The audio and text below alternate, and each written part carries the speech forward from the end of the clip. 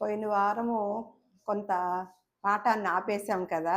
దేని గురించి చెప్పుకుంటున్నామండి? నాలుక. నాలుక రహస్యం అనమాట.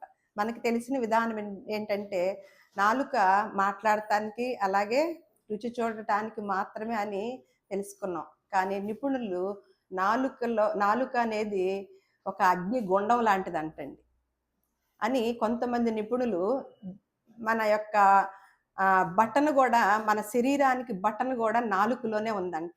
అది స్విచ్ ఆన్ జేస్తే, ఎలా ఆన్ చేస్తే, ఏ రకంగా తిప్పితే ఆ రకంగా తిరుగుతదంట. దాని గురించి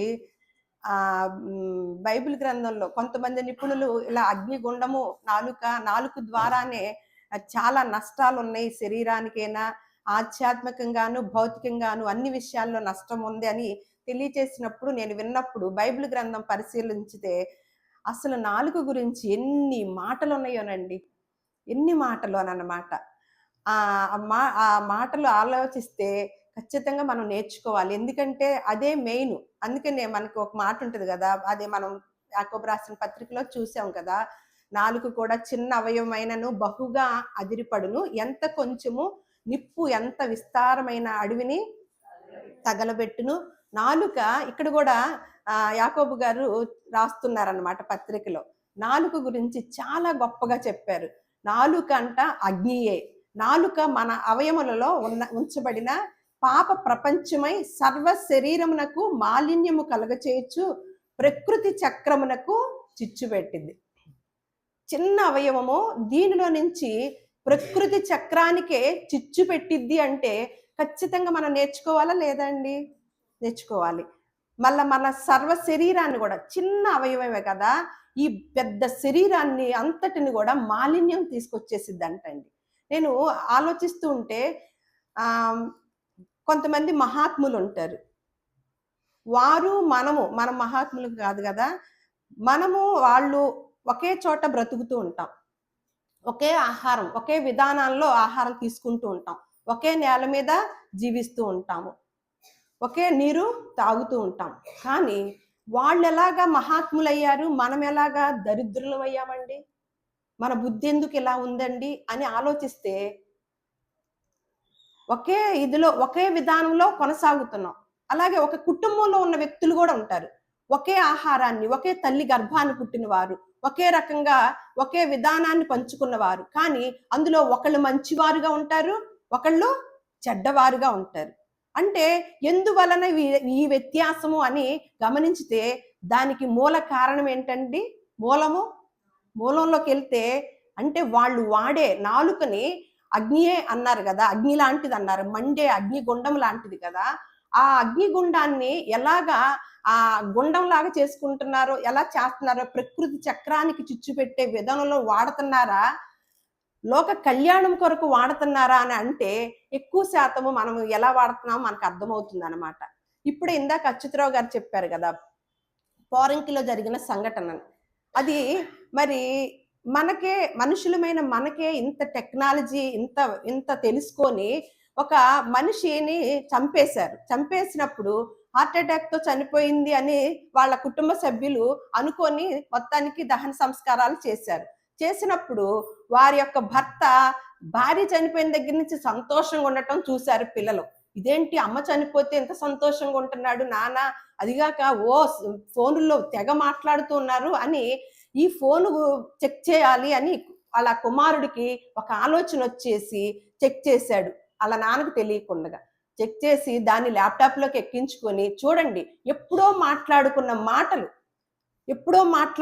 మాటలు చనిపోయిన 4, 5 నెలలకి ఆ మాటలు బయటికి తీసి వాళ్ళ కుమారుడు ఆ మాటలు విన్నప్పుడు ఆశ్చర్యం వేసిందనమాట. అంటే తను ఒక అమ్మాయితో వివాహేతర సంబంధం పెట్టుకొని, ఆ వివాహేతర సంబంధంలో ఆ అమ్మాయి ఏదైతే చెప్పిందో, ఆ అమ్మాయి చెప్పినట్లుగా ఆ ఫోనుల్లోనే చెప్పిందనమాట అవన్నీ.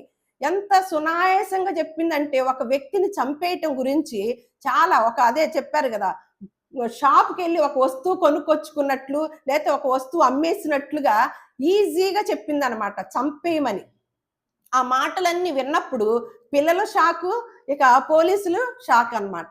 అంత ఇదిగా మరి అవి ఎలా తీసుకోగలిగారండి ఆ మాటలు? ఆ మాటల వలన మరి ఎన్ని రోజులైంది ఆ మాటలు మాట్లాడి? కొన్ని నెలలైందా? నెలలైనప్పటికి కూడా ఆ మాటలు నిలిచి ఉండి, రికార్డ్ అయి ఉండి వాళ్ళు సేకరించారు అంటే, మరి మన మాటలు మనకే, దేవుడు సృజించిన మనుషులమైన మనకే ఇంత తెలివితేటలు ఉన్నప్పుడు, దేవదేవుడైన దేవుడికి మన యొక్క ప్రతి మాట రికార్డ్ అయి ఉంటదంటారా? లేదంటారా? దానికి లెక్క అప్పగించాల్సింది పని ఉందంటారా? లేదంటారా? నాకు ఆ సంఘటన చూసినప్పుడు నాకు ఎంత ఆశ్చర్యం వేసిందంటే, అవును కదా, ఆ ఫోన్ ద్వారా అస్సలు అంతకుణ్ణి పట్టుకున్నారా? ఆ మాటలు అంటే ఎలా నిలిచిపోయి ఉన్నాయి. మరి మనం అందుకే నాలుక గురించి ఇంత భయంకరంగా రాశారు, ఇంత జాగ్రత్తగా. అందుకనే జీవ మరణములు నాలుక వశములో ఉందంటండి. ఎంత ఆశ్చర్యమో చూసారా? మనకేమనుకుంటాము, మన భక్తి విధానములో నాలుక గురించి అస్సలు ఆలోచించమండి. ఈ రోజు నాలుక రహస్యం గురించి మనం తెలుసుకుందాం అనమాట. జీవము మరణము రెండు కూడా ఏ వశములో, దేని శరీరంలో ఏ భాగంలో ఉందండి, ఏ వశములో ఉందని చెప్తున్నారు పరిశుద్ధ గ్రంథము. మరి అలాంటప్పుడు ఈ నాలుక గురించి ఎంత పట్టించుకుంటున్నారండి? ఎంత పట్టించుకుంటున్నారు? మనం మాట్లాడే ప్రతి మాట అది చాటుగా మాట్లాడినా, బహిరంగంగా మాట్లాడినా, ఎక్కడ మాట్లాడినప్పటికీ మరి మనం మనుషులమైన మనకే ఇంత టెక్నాలజీ ఉన్నప్పుడు దేవదేవుడు రికార్డు చేస్తాడంటారా? చేయడంటారా? మన మన మన మీద నిఘా వేసి ఉంటారా? నిఘా పెట్టి ఉంటాడా? నిఘా పెట్టి ఉండడంటారా? ఒకసారి యెహెజ్కేలు గ్రంథం చూడండి. యెహెజ్కేలు గ్రంథము 24వ అధ్యాయము. జనులందరితో ఇట్లనెను, ఆలోచించుడి. 4వ అధ్యాయము 27వ వచనమండి. యెహోవా మనతో చెప్పిన మాటలన్నీ ఈ రాతికి వినబడెను గనుక అది మన మీద సాక్షిగా ఉండును.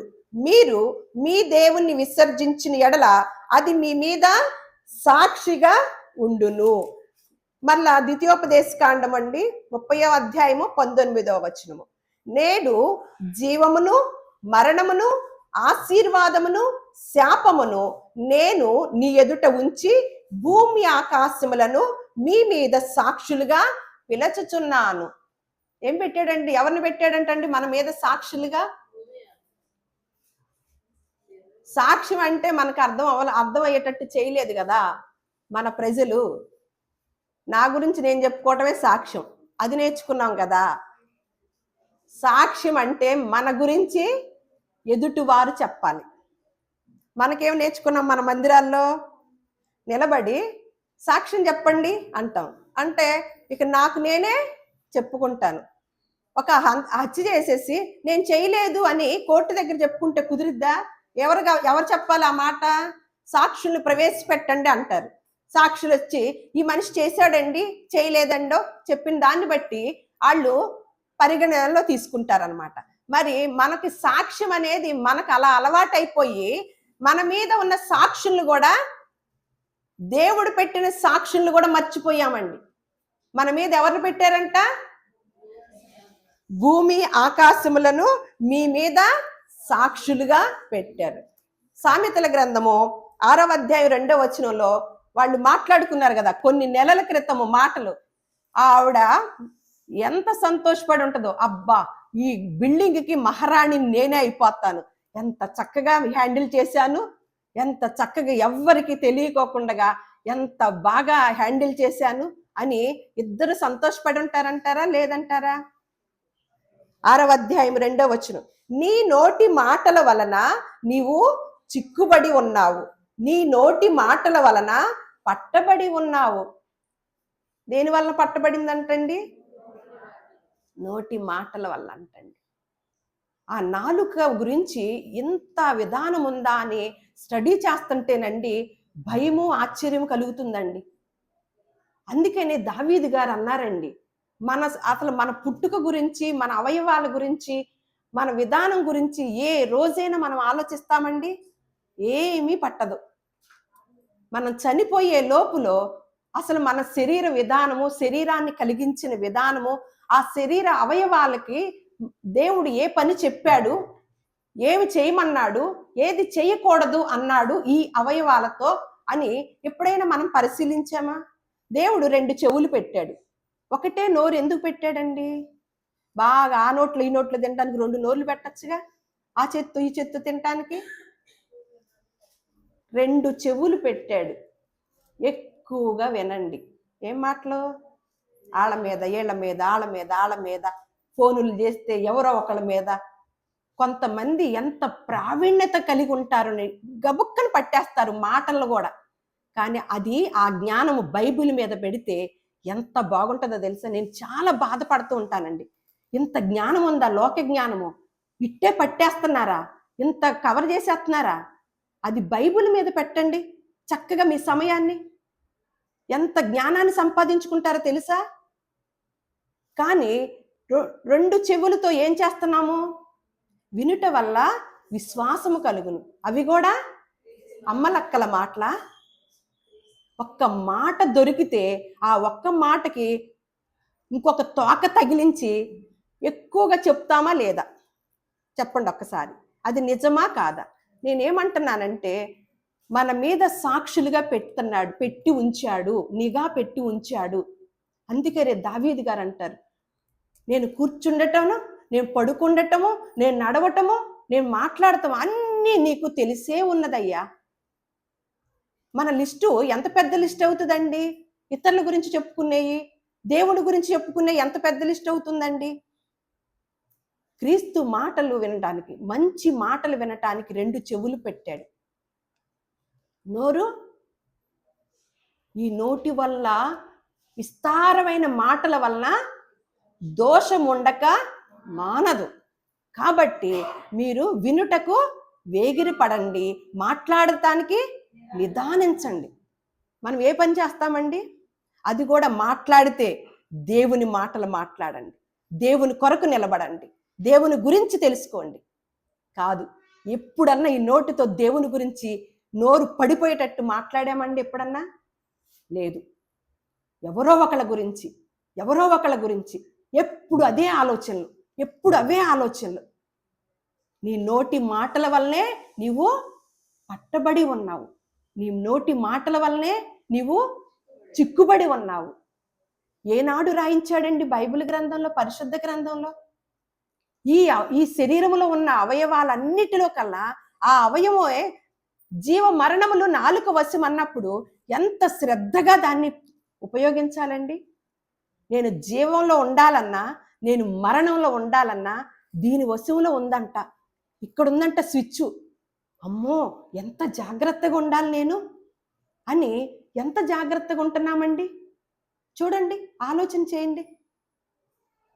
నాలుక గురించి స్టడీ చేస్తుంటే ఎంత ఎంత ఎంత అద్భుతంగా ఎన్ని మాటలు రాశారు. నేను కొద్ది మాటలే తీసుకున్నా, ఇంకా అసలు ఆ ప్రసంగం ఇంకొకసారికి వచ్చింది అనమాట. అందుకని నేను కొద్ది మాటలే తీసుకున్నా. దావీదు గారు అందుకనే, నీవు నన్ను కలగచేసిన విధము చూడగా భయమును ఆశ్చర్యమును కలుగుతుంది, అందులు బట్టి నేను నీకు కృతజ్ఞతాస్తుతులు చెల్లించాను. మన శరీరాన్ని బట్టి చెల్లించం కదా, మనకెవరన్నా సాయం చేసినా కూడా అస్సలు చెల్లించం. అలా అలవాటైపోయింది మన యొక్క పరిస్థితి. కృతజ్ఞతతో ఉంటే గనక, ఈ నాలుక కృతజ్ఞత కలిగి గనక ఉంటే ఆరోగ్యదాయకం అంటండి. మన ఆరోగ్యం మన సొంతం అంటండి. ఎప్పుడు కృతజ్ఞత లేకుండా గనక ఉంటేనంట ఎంత అనారోగ్యం అని అంటండి. డాక్టర్ గారు చెప్తే బాగా పాటిస్తామా? మరి ఈ డాక్టర్ గారు, ఈ పరమ వైద్యుడు ఎన్నో సంవత్సరాల క్రితము, నేను ఒకరోజు బైబిల్ గొప్పతనాన్ని చెప్పాలని ఉందండి. నేను ఈ మధ్య బైబిల్ గురించి నేర్చుకుంటూ వచ్చిన విధానం, మన చేతుల్లోకి బైబిల్ వచ్చిందంటే ఎంతమంది కష్టపడ్డారో, ఎంతమంది ప్రాణ త్యాగాలు చేశారో, ఎంత సునాయాసంగా మనం తీసుకొస్తున్నాము ఈ బైబిల్. ఈ మాటలు 40 మంది రాసినప్పటికీ ఎక్కడ తేడా లేకుండా ఉందో, అది ఎవరి చేత రాయించబడిందో, మన చేతిలో ఉన్న పరిశుద్ధ గ్రంథం ఉన్న పవర్ ఏంటో ఒకరోజు నేర్చుకోవాలని ఉందండి. అప్పుడు మాత్రమే మనకి విలువ తెలుస్తుంది అన్నమాట. నలుగురు మాట్లాడితే ఇప్పుడు నలుగురు టీచర్లు 4 రకాలుగా చెప్పారు. 40 మంది రాశారు ఈ పరిశుద్ధ గ్రంథాన్ని. ఎక్కడన్నా తేడా ఉంటుందా? ఎక్కడన్నా పొందిక లేకుండా ఉంటుందా? పొందికగా ఉంటుందండి. పాత నిబంధనలో ఒక మాట చెప్తే క్రొత్త నిబంధనలో కూడా మ్యాచ్ అయిద్దండి. అసలు బైబిల్ గొప్పతనం ఆలోచిస్తుంటే ఎంత సంతోషం కలుగుతుందో, అయ్యో మేము పాటించలేకపోతున్నామే అని బాధ కలుగుతుంది అనమాట. ఈ నాలుక గురించి అందుకని జీవ మరణములో నాలుక వశము కాబట్టి ఖచ్చితంగా మా కుటుంబస్తులు నాలుక గురించి నేర్చుకోవాలని అనుకున్నప్పుడు ఈ కొంచెం మాటలు స్టడీ చేసామన్నమాట. చాలా ఉన్నాయి. మీరు కూడా సేకరించుకోండి, పరిశుద్ధ గ్రంథాన్ని స్టడీ చేయండి. సామెతల గ్రంథము, ఇర్మియా గ్రంథం తీయండి ఒకసారి. ఇర్మియా గ్రంథం 21వ అధ్యాయము 8వ వచనం. ఎందుకు నాలుక గురించి ఇన్ని మాటలు రాయవలసి వచ్చిందో చూద్దాం. యెహోవా సెలవిచ్చినదేమనగా, జీవ మార్గమును మరణ మార్గములను నేను నీ ఎదుట పెట్టుచున్నాను. 15వ అధ్యాయం సామెతలు 1వ వచనం. మృదువైన మాట క్రోధమును చల్లార్చును, నొప్పించు మాట కోపమును రేపును. ఇక్కడ 2 రకాల మాటలు చూస్తున్నాం. 2 రకాలే కాదు, 10 రకాల మాటలు ఉన్నాయండి. 2 రకాల మాటలు. మృదువైన మాట ఏం జరిగిద్దండి? ఏం చేస్తుందంట? కోపాన్ని సహితము కూడా చల్లార్చిద్దంటండి. నొప్పించే మాట పెంచుతుందంట, కోపాన్ని పెంచుతుందంట. ఒకసారి ఇర్మియా గ్రంథము 9వ అధ్యాయం 5వ వచనంలో ఇన్ని మాటలు పరిశుద్ధ గ్రంథంలో రాయించి ఉంచినప్పుడు, ఇవన్నీ మనం చదువుతున్నప్పుడు మన దైనందిక జీవితంలో వీటిని ఎందుకు గుర్తు తెచ్చుకోవట్లేదు అని నా యొక్క ఆలోచన అనమాట. నేను కూడా తెచ్చుకుంటూ నాకు ఉన్న ఆలోచన. సత్యము పలుకక ప్రతి వాడును తన పొరుగు వానిని వంచును, అబద్ధములాడుట తమ నాలుకలకు అభ్యాసము చేసి ఉన్నారంట.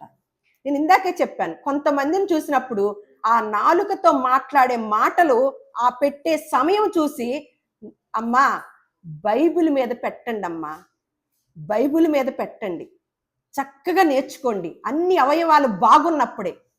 కళ్ళు పోయినప్పుడు నేర్చుకోలేము, చూడలేము, చదవలేము. కాళ్ళు పోయినప్పుడు ప్రార్థనలకి రాలేము, చేతులు పోయినప్పుడు పట్టుకోలేము. అన్ని బాగున్నప్పుడు ఏం చేయాలి? భక్తి విధానాన్ని సాధిక చేయాలి. బైబిల్ గ్రంథంలో ఏముందో, ఏ అవయవం ద్వారా మనం నరకానికి వెళుతున్నామో తెలుసుకోగలగాలి. ఏమంటున్నాడు? అబద్ధములాడుట తమ నాలుకలకు అభ్యాసము, సాధిక చేస్తున్నారంట. ఏది సాధిక చేయాలండి? భక్తి సాధిక చేయాలి. కానీ ఇక్కడ ఏం చేస్తున్నారంట? అబద్ధాలు ఆడటం సాధిక చేస్తున్నారంట. మరల ఇర్మియా గ్రంథము 9వ అధ్యాయము 8వ వచనంలో, అదే అధ్యాయంలో, వారి నాలుక ఘాతుక బాణము, అది కాపట్యము పలుకుచున్నది. ఒకడు మనసులో వంచనాభిప్రాయం ఉంచుకొని నోట తన పొరుగు వానితో సమాధానముగా మాట్లాడును. నేను ఈ సంగతులను తెలుసుకొని వారిని శిక్షింపకపోదునా? ఇట్టి జనులకు ప్రతిదండన చేయకుందునా? ఇదే యెహోవా వాక్కు. లోపల ఒకటి పెట్టుకుంటారు, పైకి ఏం మాట్లాడతాము మనం అందరము కూడా? సమాధానంగా, ప్రేమగా. లోపల ఏం పెట్టుకుంటారంట? కపటం పెట్టుకుంటారంటండి. ఇవన్నీ సూత్రాల్ని మనకి పరిశుద్ధ గ్రంథంలో క్రీస్తుకు పూర్వమే రాయించి ఉంచి మనం ఎన్నో సంవత్సరాల నుంచి ధ్యానం చేస్తున్నప్పుడు, వీటి వలన నా జీవితం నాశనం అయిపోకూడదు. ఈ మాటల వలన నేను నేర్చుకొని నిత్య రాజ్యానికి వెళ్ళాలి. ఈ మాటల వలన నేను అభ్యాసం చేస్తూ అబద్ధాలని, కొన్నిటిని కపట నటనలో అభ్యాసం చేస్తూ నరకానికి నేను వెళ్ళకూడదు అని ఎంతమంది అనుకుంటున్నామండి? ఎప్పుడైతే ఈ 2 అనుకోవటం లేదో, మనకి ఎక్కడ ప్రేమ ఎక్కువ అండి తెలుసా? భూలోకం మీద ప్రేమ ఎక్కువ. భూ సంబంధమైన విషయాల మీద మనసు పెడతాము. ఏదో భక్తి చెయ్యాలని చేస్తున్నాం, కానీ దాని శక్తిని ఆశ్రయించలేమండి. మళ్ళా సామెతలు 26-24. పగవాడు పెదవులతో మాయలు చేసి అంతరంగములో కపటము దాచుకొనును. పగవాడంట పెదవులతో ఏం చేస్తాడంటండి? మాయలు చేసేస్తాడంట. లోపల ఏం చేస్తున్నారు? అంతరంగములో కపటముది. ఇన్ని రాయటానికి కారణం నేను అదే చెప్పాను. నాలుక మొత్తము మనకి ప్రతిదానికి ఆ వశములోనే ఉంది, దానిలోనే ఉంది కథంతా. అందుకనే చాలా మాటలు రాయించారండి. నేను కొద్ది మాటలే ధ్యానం చేసి మీకు స్టడీ చేసి మీ ముందు ఉంచుతున్నాను. కీర్తన గ్రంథము 59వ కీర్తన 7వ వచనం. వినువారెవరును లేరనుకొని వారు తమ నోట నుండి మాటలు వెళ్ళగక్కుదురు, వారి పెదవులలో కత్తులున్నవి. మనం ఎక్కడ చూస్తాం కత్తుల్ని? మనకేం తెలుసు కత్తులతో పొడిచిన వారే హంతకులని, కానీ మనసును కూడా కత్తులతో పెట్టారు చూడండి. మనసును చంపుతున్నారే వాళ్ళు మరి హంతకులు. ఎంతమంది మనసులను చంపేశామండి మనము? ఎంతమంది మనసుల్ని ఈ సంవత్సరాలు మన జీవిత కాలంలో, మన ఆయుష్ కాలంలో ఎంతమంది మనసుల్ని ఇబ్బంది పెట్టామండి? పెదవుల్లో ఏమున్నాయి అంటండి? అమ్మో, అసలు ఎంత భయం వేసిందని అనమాట. సామెతల గ్రంథము 12వ అధ్యాయము 18వ వచనం, కత్తిపోటు మాటలు పలుకువారు కలరు. పెదవుల్లో కత్తులు, తర్వాత ఏంటంటండి మాటలు? కత్తిపోటు మాటలు పలుకువారు కలరు. జ్ఞానుల నాలుక ఆరోగ్యదాయకం. ఒక నిపుణులు చెబితే మనకు తెలిసింది. మీరు కృతజ్ఞతాభావం కలిగి మీరు ఎల్లవేళలా ప్రతిరోజు సమాధానంతోనూ ప్రశాంతమైన మనసుతో మీరు ధ్యానంలో ఉండండి. అప్పుడు మీకు అమృతమనే రసము అమృతమనే విధానము మీలో వెళుతూ ఉంటది అని చెప్పాడనమాట ఒక నిపుణుడు. అదే మీరు కోపంతోనూ ఎక్కువగా పగ ప్రతీకారాలతోనూ కపట నటనలతో ఉంటే గనక విషము మీ యొక్క శరీరంలో పాస్ అవుతుంది అని తెలియచేశారు. మరి పరిశుద్ధ గ్రంథంలో ఎప్పుడు రాసి ఉందండి? ఏమంటున్నారు? కత్తిపోటు వంటి మాటలు పలుకువారు కలరు, కానీ జ్ఞానుల నాలుకంట ఆరోగ్యదాయకం అంటండి. ఆరోగ్యదాయకం. ఈ సూత్రం డాక్టర్ గారు చెప్పారు. పాటించడానికి ప్రయత్నం చేస్తామా? చెయ్యాలా? నా నాలుక ఆరోగ్యంగా ఉండాలి, నా నోరు, నా శరీరము, సర్వ శరీరం ఏమని చేస్తుందంట? మాలిన్యం చేస్తుందంట. ఇక్కడ చూడండి, కీర్తనల గ్రంథము 52వ కీర్తన 4వ వచనం, కపటమైన నాలుక గలవాడా, అధిక నాశనం కరములై నా మాటలే నీకు ఇష్టము. కపటమైన నాలుక గలవాడా, అధిక నాశనం కరములై నా మాటలే నీకు ఇష్టం అంట.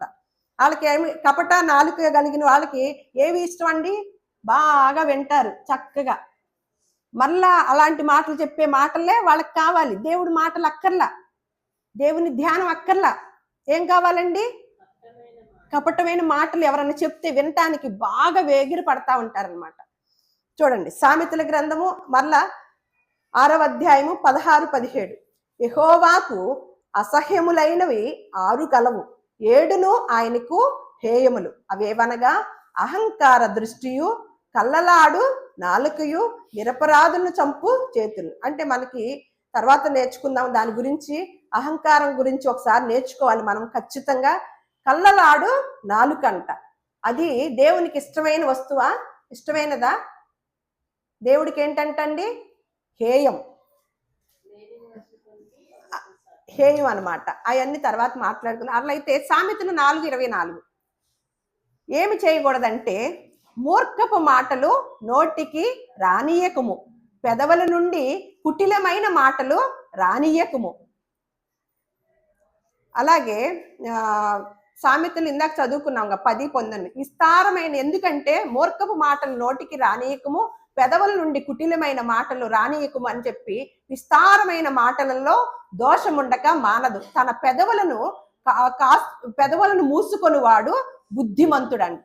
తన పెదవుల్ని మూసుకొని వాడు బుద్ధిమంతుడు. ప్రసంగి 10:14 కూడా బుద్ధిహీనులు విస్తారముగా మాట్లాడతారంట. అయితే మరలా మత్తయి సువార్త 12వ అధ్యాయము ఈ మాటలు చూడండి. ఎక్కడ పాత నిబంధనలోకి వచ్చేసరికి క్రొత్త నిబంధనలోకి వచ్చేసరికి అన్ని మ్యాచ్ అవుతూ ఉంటాయి అన్నమాట. చక్కని సూత్రాల్ని తెలియచేసే పరిశుద్ధ గ్రంథంగా మనం చూస్తాం. 40 మంది రాశారు, కానీ ఎక్కడ తేడా ఉండదండి. అందుకే నాకు భలే ఇష్టం కలుగుతుంది అనమాట. ఖచ్చితంగా మనం ఒకరోజు బైబిల్ గురించి నేర్చుకుందాము. 12:36, నేను మీతో చెప్పునదేమనగా, మనుషుల పలుకు వ్యర్థమైన ప్రతి మాటను గూర్చియు విమర్శ దినమున లెక్క చెప్పవలసి ఉండును. నీ మాటలను బట్టి నీతిమంతుడువని తీర్పునందువు, నీ మాటను బట్టియే అపరాధమని తీర్పునందుదు. చూడండి, నేను అందుకే చెప్తున్నాను. మొన్న ఏమైంది? ఫోన్లో మాటలు ఆవిడ ఏం చేసింది? వాళ్ళిద్దరిని పట్టించింది. మన మీద ఏం సాక్షులుగా పెట్టాడు? మనం సాక్ష్యం చెప్పటం మొదలెట్టి ప్రతి దానికి సాక్ష్యం చెప్తారు కొంతమంది లేచి. అది చిన్నదా పెద్దదా అని కాదు, వాళ్ళకి వాళ్ళే చెప్పుకుంటారు. నేర్పేశారు కదా మన పాస్టర్లు. ఏమి నేర్పేశారు? అమ్మ సాక్ష్యం చెప్తారా రండి అంటారు. ఇవాళ నాకు జ్వరం వచ్చిందండి, తగ్గిందండి. లేదండి నేను ఇది ఇది కొనుక్కున్నానండి, అది కొనుక్కున్నానండి. అదే సాక్ష్యం అంటే. దాని అర్థాన్నే మార్చేశారు. మనం మంచి వాళ్ళమా, మనం చెడ్డవాళ్ళమా, మన మాటలు ఎలా ఉన్నాయి, మన ప్రవర్తన ఎలా ఉంది, మనం నోరు తెరిస్తే ఇతరులకి మేలు చేస్తామా కీడు చేస్తామా అనేది ఎవరు చెప్పాలి? ఎదుటి వారు చెప్పాలి ఇక్కడ ఉంటే. తర్వాత అక్కడికి వెళ్ళాక ఏం చెప్పాలి? భూమి ఆకాశములు చెప్తున్నాయి, రాళ్ళు వింటున్నాయి, గోడలు వింటున్నాయి, తలుపులు వింటున్నాయి. అన్నిటికీ వినికిడ శక్తి, జ్ఞాపక శక్తి ఉందని మనం నేర్చుకున్నాం ఎప్పుడో. ప్రతి విధానము బైబిల్ గ్రంథంలో రాసి పెట్టి ఉంచాడండి. అందుకనే దేవుడు ఎవరికి చెప్పుకోలేక ఒకసారి బాధ వచ్చినప్పుడు ఎవరికి చెప్పాలా, ఎవరిని నమ్మాలా అని బాధేస్తుంది అనమాట. ఎందుకంటే ఎవరికో ఒకరికి ఆ బాధ చెప్పుకోవాలంటే నమ్మేలాగా ఎవరిని నమ్మాలో తెలియటల్లా. అందుకనే దేవుడు ఏం చేశాడు? ఆకాశమా ఆలకించు, భూమి నేను ఈ బిడ్డల్ని చేసి వీళ్ళని గొప్పవాళ్ళుగా చెయ్యాలనుకున్నా, కానీ ఏం చేశారు? నా మీదే తిరగబడి ఉన్నారు. ఆ మాటలన్నీ గుర్తొచ్చినప్పుడల్లా చాలా దుఃఖం వేస్తూ ఉంటుందండి. ఇంత దేవుడు గొప్పగా మన కోసం ఎదురు చూస్తుంటే ఆయన్ని ఎంత అన్యాయం చేస్తున్నాం, ఎంత నటించేస్తున్నాం దేవుడి ముందు మనము అని బాధేస్తుందండి. ఇక్కడ ఏమంటున్నాడు? ప్రతి మాట లెక్క అప్పగించవలసిందే. ప్రతి మాట, మనం పలికే ప్రతి మాట, అది మంచిదైనా అది చెడ్డదైనా. సామెతలు 21:23. నోటిని నాలుకను భద్రము చేసుకొని వాడు శ్రమల నుండి తన ప్రాణమును కాపాడుకొనును. మనకేం ఏం భద్రం చేసుకోవటం తెలుసు? భద్రం చేసుకుంటాం చెప్పండి? బీరువాలో ఏం పెట్టుకుంటాము? లాకర్లో ఏం పెట్టుకుంటాము? కానీ దీన్ని ఏం చేస్తాము? శుభ్రంగా తెరిచి ఉంచుతాం తలుపులు. చూడండి, మనకు మాత్రమే ఇచ్చిన సూత్రాలు, బయట ప్రపంచానికి ఇటువంటి సూత్రాలు లేవు. మరి ఇలాంటి సూత్రాలు కలిగిన మనము ఎలా ఉంటున్నాము? మన నోటిని భద్రం చేసుకుంటున్నామా? మన ఆస్తిపాస్తుల్ని భద్రం చేసుకోవటానికి చూస్తున్నామా? చూడండి, మనం నిజంగా తిక్కల వాళ్ళమేనండి. ఏదో అంటారు కదా, గుమ్మడికాయలు బాగొట్టుకొని ఏమంటారు, ఏదో వదిలేస్తారు. చెప్పండి సామెత ఏదో, అదేదో అంటారు కదా, పెద్ద పెద్ద వాటిని ఏమన్నా వదిలేస్తాం, చిన్నదాన్ని పట్టుకుంటాం కదా. అస్సలైంది ఏమన్నా వదిలేసాము, చిన్న చిన్న వాటిని పట్టుకొని ఏలాడుతున్నాం. వాళ్ళు మమ్మల్ని ఇలా అన్నారు, వీళ్ళు మమ్మల్ని ఇలా అన్నారు. వీటిని అసలు ఇవన్నీ ఎందుకు? అమ్మో, నేను స్వర్గానికి వెళ్తానా లేదా, నేను నిత్యరాజ్యానికి వెళ్తానా లేదా? సమయం ఎంత ఉందంట? కొంచెంగా ఉందంట. ఆ మాట ఎవరన్నా ఆలకిస్తున్నామా? నిన్న మేము మొన్న మా బాబాయ్ గారు అబ్బాయి చనిపోతే వెళ్ళాం. తను పాపం ఏమి సంపాదించుకోలేదు, అసలు ఏమి లేదు, రూపాయి అంతా వాడేశాడు. కానీ ఎంత మంచి పేరు సంపాదించుకున్నాడోనండి. ఎంతమంది వచ్చారోనండి, ఎంతమంది వచ్చి ఏడుస్తున్నారు. నాకు అక్కడ ఒక్కటి గుర్తొచ్చింది. ఇది కదా నేను చచ్చిపోతే ఎంతమంది ఏడుస్తారు అని ఊహించుకున్నాను అనమాట. అంటే ఏడవాలంటే నేనేం చేయాలి? ఇక్కడ బ్రతికుండగా మంచి చేయాలి, ఇతరుల్ని ప్రేమించాలి, సాధ్యమైనంత వరకు మేలే చేయాలి, అస్సలు కీడు మాత్రము చేయకూడదు. మనం ఎక్కడికన్నా మరణించిన వారి ఇంటికి వెళ్ళినప్పుడు ఆ పాఠం ఖచ్చితంగా నేర్చుకోవాలండి, ఖచ్చితంగా నేర్చుకోవాలి. మనం ఏదైనా తేడాగా ఉండి చచ్చిపోయాను, బ్రతికినంత కాలం ఏదో ఒకటి కుంపడ పెడతామే కదా అని అంటే అలా అనుకుంటారు కదా, మనసులో అనుకుంటారు కదా. బ్రతికున్నంత కాలం ఎవ్వరికి ఏ సాయం చేయలా వీళ్ళు అంటారా లేదా? అదండి గొప్ప ఐశ్వర్యము కన్నా మంచి పేరు మేలు, సుగంధ తైలము కన్నా మంచి పేరు మేలు. ఈ పేరు రావాలంటే జీవ మరణములు నాలుక వశము. మీ ముందు జీవాన్ని మరణాన్ని శాపాన్ని, ఆశీర్వాదాన్ని, నాలుగిటిని మన ముందు ఉంచాడు. దేనిలో అడుగు పెడతాము, దేనిలో సాధిక చేస్తున్నాము అనేది మనకు వదిలేశాడు అనమాట. చివరిగా చూద్దాం. నోటిని, నాలుకను భద్రము చేసుకోవాలంట. అప్పుడు అప్పుడు తన వాడు శ్రమల నుండి తన ప్రాణాన్ని కాపాడు. మనం బంగారం భద్రం చేస్తే దొంగలు ఎత్తుకెళ్ళకుండా ఉంటుందా? కాపాడుకుంటున్నావా? లాకర్లో పెట్టుకుని భద్రం చేసుకున్నప్పుడు. ఇప్పుడు మన ప్రాణాన్ని భద్రం చేసుకోవాలంటే నోటిని, నాలుకని భద్రం చేసుకోవాలి. మనకి నుంచి చివరగా మనకి ఏమేమి అర్పించటం తెలుసండి? నేను ఇది స్టడీ చేస్తుంటేనండి పరిశుద్ధ గ్రంథం అంటే పిచ్చి ఇష్టం అవుతుందండి, పిచ్చి ఇష్టం అవుతుంది. ఎందుకు చాలామంది శ్రమయాన్ని వృధా చేసుకొని ఎవరో మీద బాధలు పెట్టుకొని దాన్ని కొనసాగించి దానిలోని మునిగి తేలుతున్నారు. మన చేతుల్లో ఇంత గొప్ప గ్రంథం ఉంది కదా, మనం ఇంత స్టడీ చేసే కొలది మనకి ఈ గనిలో దొరుకుతుంది కదా, దాన్ని సంపాదించుకొని నలుగురికి పంచుదాం కదా అని నాకు ఆలోచన వస్తూ ఉంటుంది అన్నమాట.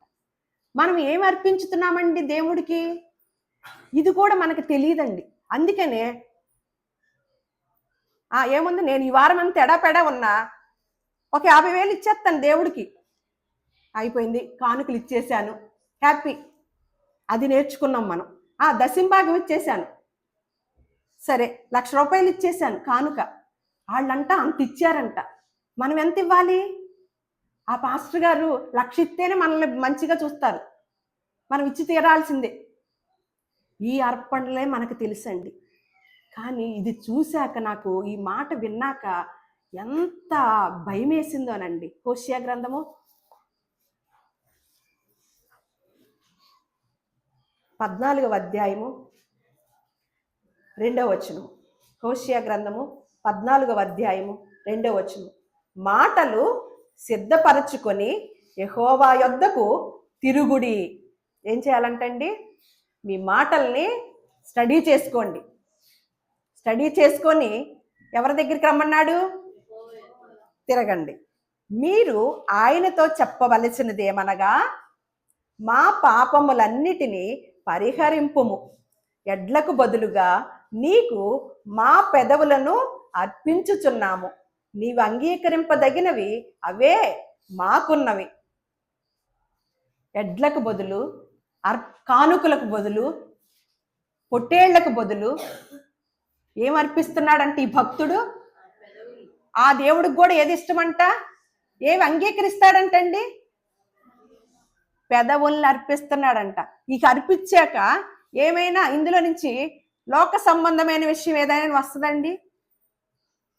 మనము పెదవుల్ని కనుక అర్పిస్తే, ఇప్పటి వరకు అర్పించలేదులే అందరం, అర్పిస్తే ఏమైనా లోక సంబంధమైన విషయం, ఈర్ష్య, అసూయ, మత్సరం, కోపము, క్రోధము ఏదైనా ఈ నాలుకలో నుంచి వచ్చిద్దా అండి? వ్యర్థమైన మాటలు. మరి ఈ సూత్రాన్ని దేవుడు పరిశుద్ధ గ్రంథంలో చెప్తే క్రైస్తవులైన వారు, అందుకని ఈ గ్రంథం గొప్పతనం అండి, కానీ క్రైస్తవులే పాడు చేశారండి, గ్రంథాన్ని గొప్పగా చూపించట్లేదు. బయట ప్రపంచంలో ఉన్న విధానము, చెడు అనే ఈ సమాజంలో ఉన్నది ఎంత కూడా పోవటానికి కారణమైద్దా అవదండి? అందరూ క్రైస్తవులందరూ పెదవుల్ని అర్పించుకున్నారనుకోండి దేవుడికి, అసలు తేడానే ఉంటుందా?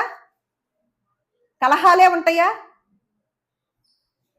అంటే మనం ఏం భక్తి చేస్తున్నాము?